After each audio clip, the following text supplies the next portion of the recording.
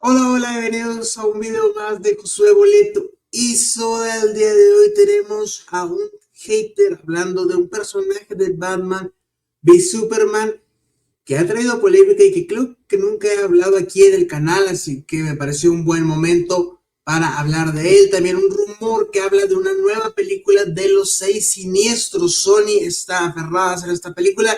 Vamos a ver quiénes podrían conformar este grupo o lo que se dice de la misma y lo que pienso yo, obviamente, de ella. Y también un nuevo integrante para el casting de Fantastic Four es Anya Taylor-Joy, que doy por entendido que será Sue Storm en esta futura película y probablemente uno de los proyectos que busque salvar el MCU. Así que vamos allá.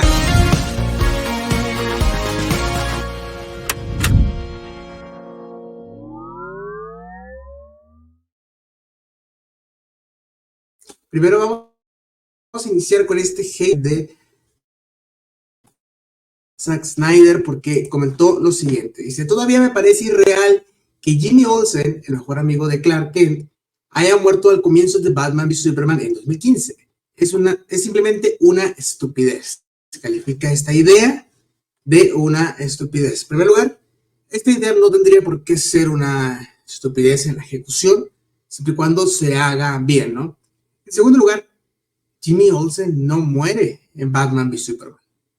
Y eso es algo que ahí pone en evidencia quienes han visto Batman v Superman, quienes siguieron este universo, quienes vieron la versión Ultimate, no un clip en YouTube, no un TikTok, sino quienes vieron la versión Ultimate, la versión definitiva de esta película, que es mucho mejor, y ya la versión de cine, la versión recortada por el estudio Warner Brothers, me parece muy buena.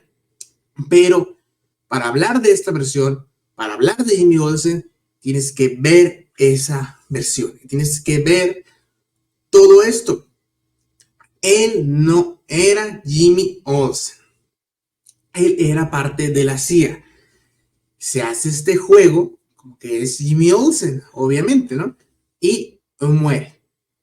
Ahora, ¿cuál es la diferencia? Aunque fuera Jimmy Olsen, que no es, porque el propio Zack Snyder declaró que no es Jimmy Olsen, así que si el propio Zack Snyder declara que no es Jimmy Olsen, pues obviamente no lo es. El tipo alega que en los créditos aparece este actor, lo acreditan como Jimmy Olsen. Obviamente lo van a acreditar así, obviamente. ¿Por qué lo van a acreditar así? Porque su personaje es un personaje irrelevante. Porque su personaje, como se identifica, es como Jimmy Olsen. Entonces lo van a acreditar así. Eso no lo vuelve Jimmy Olsen. Eso, los créditos no te revelan cosas de la trama. Los créditos te revelan cosas con lo que hizo el personaje y cómo identificar al personaje. Hay personajes en los créditos que no tienen nombre y le ponen agente 1, policía 3, policía del parque. Lo acreditan así, cuando ni siquiera tienen nombre. Entonces, el crédito realmente de personajes que no tuvieron importancia dentro de la trama, pues se le puede agregar algo que lo identifique. Y algo que lo identifica es que precisamente pues, se le identifica en la película como Jimmy Olsen, aunque no es Jimmy Olsen, ¿no? Era parte de la CIA y obviamente pues usó este nombre de Jimmy Olsen. ¿Cuál es la diferencia que hubiera muerto Jimmy Olsen al principio de la película a que no existiera? Porque en ese universo no existe Jimmy Olsen. Zack Snyder declaró que para que existiera, pues tendría que crecer el universo. O sea, solo hay una película de Superman. Si tú quieres ver a Jimmy Olsen, tuviste que haber visto Man of Steel 2 con Zack Snyder. Película que no existió, que no quiso Warner Bros. Entonces, realmente podría haber salido Jimmy Olsen en el futuro, pero para 5 películas que estaba haciendo Zack Snyder no era necesario Jimmy Olsen. Sí, claro, es el mejor amigo de Clark Kent. Pero ¿dónde metes tú a Jimmy Olsen? Me parece una decisión muy acertada de Zack Snyder de sacar a Jimmy Olsen. Porque en Man of Steel, Clark Kent es el origen. O sea, la película empieza cuando están haciendo Clark Kent. Es el origen y al final termina trabajando en el Daily Planet. En una Man of Steel 2, a lo mejor ya entraría Jimmy Olsen, porque es compañero de trabajo, ¿no? pero antes de eso no podía entrar. Ahora después, si te vas a enfocar en la muerte, porque Superman muere en esta película, quiero decirles, o sea, no vayamos más para allá, porque Superman muere en esta película, ¿ok? Entonces, si Superman muere en esta película, ¿entra Jimmy Olsen? ¿Sería una buena decisión creativa? Por supuesto que no. Y me cae mal porque este tipo de gente critica estas decisiones, pero por ejemplo con Spider-Man Homecoming, en el que lo ves rodeado de personajes o de amigos y que ves que no tiene nada que ver con los amigos de Peter Parker de toda la vida, y eso no lo toman en cuenta, no se preguntan, ¿dónde está MJ? ¿Por qué no reclamas? ¿Dónde está la verdadera MJ? No Michelle Jones. ¿Dónde está? ¿Por qué no reclamas? ¿Dónde está Harry Osborn? ¿Dónde está? Tenemos un Eddie Brock en el cine y tenemos un Peter Parker en el cine. ¿Y por qué no se han visto las caras? ¿Por qué no hacen ese tipo de reclamos en lugar de exigir que saliera Jimmy Olsen, el verdadero, en Batman v Superman, cuando no tenía lugar? Zack Snyder lo deja fuera y fue muy inteligente eso.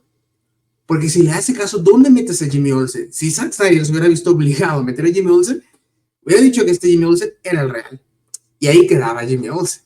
Entonces, también el tono de Jimmy Olsen creo que no encaja mucho con Batman y Superman.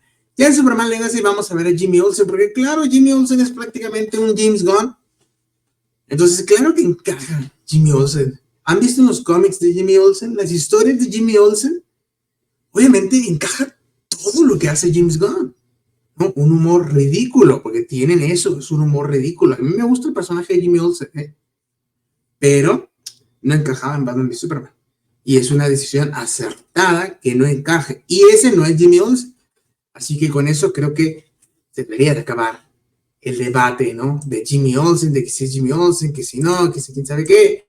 Y bueno, vámonos con la película de los 6 siniestros. Y es que parece, hay un rumor de que Sony está planeando una película de los 6 siniestros con los personajes del universo de Sony. Venom, Morbius. Bueno, Morbius quién sabe, porque fue un fracaso, pero supongo que estará Morbius. Supongo que estará Madame Web. Supongo que estará Kraven. Y pues ya, ¿no? Tiene que haber más personajes. No ha sacado tantos Sony. Seguramente meterá otros personajes que no tengan película y que les vayan a hacer película en el futuro. O se tardará esta película unos 2-3 años para que presenten a los 6 siniestros. Esto se ve que es algo súper improvisado de Sony. No van a ser los 6 siniestros porque no va a tener nada que ver. Si hacen esto, no saldrá Spider-Man. O sea, yo doy por entendido de que si hacen esto, no va a salir Spider-Man. Mucha gente está diciendo, ¿a qué Spider-Man enfrentarán a estos 6 siniestros? Todos estos no son ni antihéroes, son héroes directamente. O díganme algo antihéroe que ha hecho Venom, o que ha hecho Morbius, o que van a hacer en las siguientes películas. Kraven, por ejemplo, ¿no? También sale Rhino, igual Rhino se termina uniendo. Entonces, realmente no son los 6 siniestros, realmente no va a tener Spider-Man, pero este proyecto, que puede ser una mierda, y probablemente ni siquiera lo veamos concluido, ¿no? Porque va a ser carito, normalmente agarran actores caros, pero solo uno, ¿no? Esa es la estrategia de Sony. Ahora meter a todos en la misma es algo caro que tiene que haber gente en las butacas de cine, y eso no lo ha conseguido desde la primer Venom. La primer Venom, exitosa. La segunda fue un fracaso. Morbius fue un fracaso. Va a tener 3 películas para recuperar eso. Venom 3, Madame Web y Kraven. Vamos a ver cómo les va. Vamos a ver cómo les va. Hay pronósticos catastróficos para esto, ¿no? Porque si las 3, el otro, en el mismo año, 3 fracasos seguidos, se acaba el universo de Sony, Y va a intentar hacer otra cosa, porque va a seguir haciendo películas de Spider-Man, Sony. Por supuesto. Por supuesto que va a seguir haciendo películas de Spider-Man. Igual y si pasa eso, a lo mejor ya mete una de Andrew. No sé cómo esté la negociación con Disney, porque no creo que Disney lo preste tan fácil a Spider-Man. Claro, Spider-Man es de Sony, pero el trato, pues ya le da derechos a Disney sobre Spider-Man. Si no, ¿para qué Disney hace el trato si no gana dinero con esas películas? Entonces, Ahí es donde Sony está entre la espada y la pared, porque quiere seguir ganando dinero de los Vengadores, pero tiene que seguir haciendo sus películas, obviamente, porque no quiere quedarse sin los derechos. Y por eso inventó este universo que no tiene ni sentido. Yo lo decía ya en un video anterior, que ese universo es un universo de Spider-Man sin Spider-Man, pero que eso no era lo peor. Lo peor era que era un universo de Sony, pero entre ellos no tenían conexión tampoco. O sea, más del chiste de Morbius sobre Venom, no los veías interactuar, no aparecían en los postcréditos, no nada, no parecía. Si te dicen que son de universos independientes, te la crees, ¿no? No hay ni siquiera una noticia del Daily Bugle, algo, ¿no? Que bueno, esas serían conexiones tontas, pero también Madame Web está en el pasado, así que no los ibas a ver a ellos. Kraven parece que va por su rollo, ¿no? Eligiendo a Rhino. Entonces era como, bueno, este universo, puedo aceptar que este universo sea sin Spider-Man, pero este tampoco es un universo porque no tiene conexión. Entonces la película de los 6 siniestros, pues ya le da una conexión a este universo. Ya parece un universo al menos. Entonces por ese lado, lo siento positivo. ¿Puede salir todo mal? Claro que puede salir todo mal, ¿no? Sobre todo porque Sony en estas películas se esfuerza el mínimo en absolutamente todo, ¿no? Y bueno, para cerrar el video del día de hoy tenemos la noticia de los Cuatro Fantásticos, el proyecto que yo diría, ¿no? Junto con un X-Men, pero es que no ha habido nada oficial de los X-Men en el MCU, entonces este sería el proyecto que más ilusiona, quizá con Deadpool 3, los Cuatro Fantásticos, ¿no? La familia que empezó todo, pues la familia que podría rescatar al MCU. Al principio iba a estar John Watts aquí, y donde va a estar John Watts, dijimos, no, pues esto se va a ir a la mierda. Parece que ya no. Entonces, se libera un poco y pueden venir cosas más positivas, ¿no? Sobre todo que Kevin Feige está viendo que tiene que hacer cambios, y los tiene que hacer cambios de golpe porque no va a salir las cosas bien, ¿no? Dice que Anya Taylor-Joy podría volver a Marvel. ¿Volver a Marvel?